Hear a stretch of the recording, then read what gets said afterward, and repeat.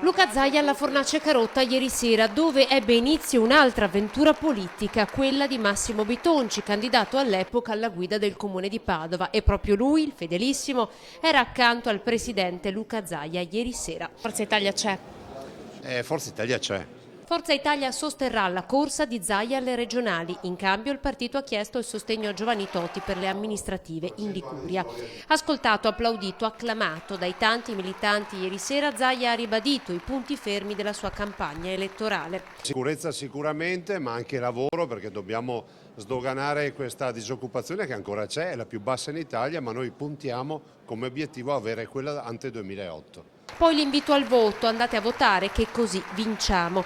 E se Zaia si è lasciato alle spalle lo strappo di Tosi, il sindaco di Verona ieri sera è ritornato nelle parole del presidente del Consiglio Comunale Roberto Marcato, che aveva di certo qualche sassolino sulla scarpa da togliersi. Ho perso la vicepresidenza che con onore portavo in nome e per conto della Lega, ma non mai mi sono sognato di abbandonare il partito perché gli ideali sono superiori alle careghe. Anche Fabrizio Boronna, 22 anni di militanza in Lega, parla di aria nuova, finalmente. Lui accanto al governatore.